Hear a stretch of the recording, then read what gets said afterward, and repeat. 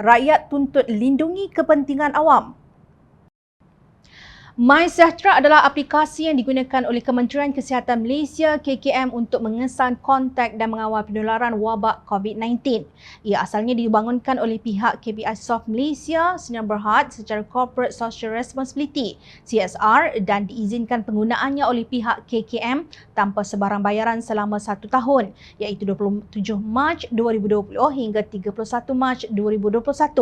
Bagaimanapun, laporan oleh Jawatankuasa Kira-kira Wang Negara PAC baru-baru ini telah mendedahkan kepincangan berhubung penggunaan aplikasi MySejahtera oleh pihak KKM.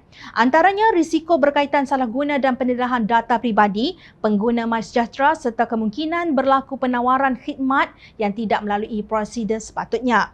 Muhammad Najib, pengerusi sebuah badan bukan kerajaan NGO Pertubuhan Solidaritas, baru-baru ini melancarkan petisyen menerusi change.org dengan tagline "Mansuhkan MySejahtera dimansuhkan, lindungi data pribadi rakyat, tolak rundingan terus".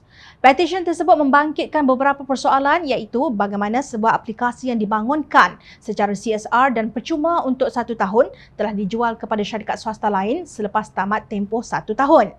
Berapakah nilai jualan sekiranya benar KPI Soft telah menjual aplikasi tersebut kepada MySJ? Bagaimana dengan nasib data pribadi pengguna aplikasi yang kini terdedah kepada risiko dijual kepada pihak luar berikutan pertukaran hak milik tersebut? Kenapa pihak KKM tidak membeli terus dari KPI Soft selaku pembangun sebenar aplikasi MySejahtera? Bagaimana MySJ boleh ditubuhkan secara tiba-tiba dan boleh membeli aplikasi tersebut untuk dijual kembali kepada pihak KKM? Adakah wujud unsur salah guna kuasa dan rasuah dalam urusan perolehan ini? Adakah data pribadi pengguna aplikasi MySejahtera telah dijual kepada pihak lain? Susulan pendedahan laporan PAC tersebut adalah jelas integriti dan keselamatan aplikasi MySejahtera telah tergugat. MySejahtera juga kemungkinan besar dijadikan tunggangan pihak tertentu untuk membuat keuntungan atas angin dan ianya melibatkan pihak kerajaan melalui KKM yang bersubahat untuk membantu kroni tertentu. Demikian hujah petisyen tersebut. Petisyen ini dengan jelas menuntut penggunaan MySejahtera dimansuhkan sepenuhnya bagi melindungi kepentingan awam seperti data pribadi rakyat selain mengelakkan adanya pihak tertentu yang mengambil kesempatan mendapatkan keuntungan dari aplikasi tersebut, tegasnya. Petisyen yang baru dilancarkan telah menerima hampir 10,000 tanda tangan. Kebangkitan suara rakyat berhubung penggunaan MySejahtera turut menarik perhatian pemimpin UMNO yang sebelum ini mendiamkan diri. Timbalan Presiden UMNO Datuk Seri Muhammad Hassan berkata MySejahtera sangat membantu dan bermanfaat.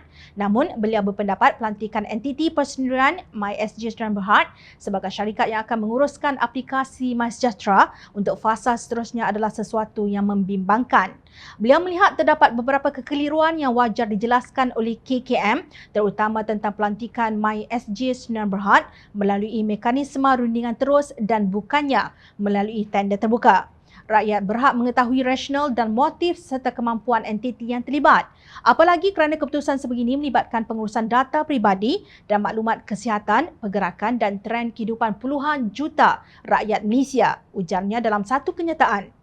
Beliau mengingatkan bahawa aplikasi ini dibangunkan pada awalnya sebagai suatu tanggungjawab sosial korporat untuk mendepani pandemik yang menular. Katanya segala rencana menaik taraf penggunaan aplikasi tersebut untuk memperbagaikan fungsi MySejahtera jika ingin dilakukan, mekanisme semak dan imbang sangat diperlukan bagi memastikan keutuhan maklumat peribadi rakyat Malaysia tidak dikompromi. Malaysia akan memasuki fasa endemik mulai 1 April 2022. Kerajaan juga wajar memutuskan rasional penerusan pendaftaran melalui MySejahtera dan kewajipan pengaktifan MySJ Trace. Rakyat Malaysia tidak boleh selamanya dibebani dengan mekanisme surveillance yang secara langsung mencerobohi privasi dalam pergerakan dan kehidupan seharian mereka. Tentukanlah tempoh masa sebelum semua ini boleh kita hentikan demi normalisasi kehidupan rakyat Malaysia sama seperti sebelum pandemik, tegasnya. Nampaknya pemimpin UMNO baru sedar bahawa MySejahtera mengawasi kehidupan semua penggunanya termasuk Perdana Menteri, Menteri-Menteri dan pemimpin parti-parti politik di negara ini termasuk UMNO.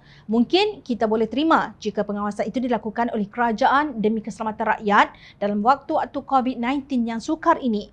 Tetapi untuk kehidupan rakyat terus-menerus diintip, ia adalah pencerobohan privasi dan tidak dapat diterima sama sekali. Lebih-lebih lagi apabila entiti yang diberi tugas khas surveillance ini adalah hubungan dengan pihak asing. Justru, relevan lagikah aplikasi MySejahtera?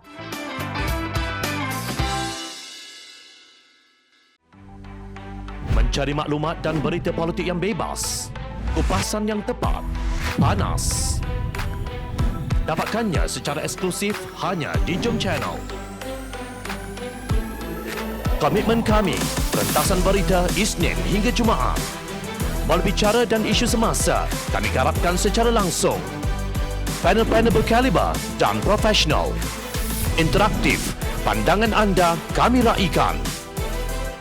Jangan lupa bersama kami di setiap hujung minggu dalam edisi khas mingguan. Jom Channel, moving forward, sharing a new experience.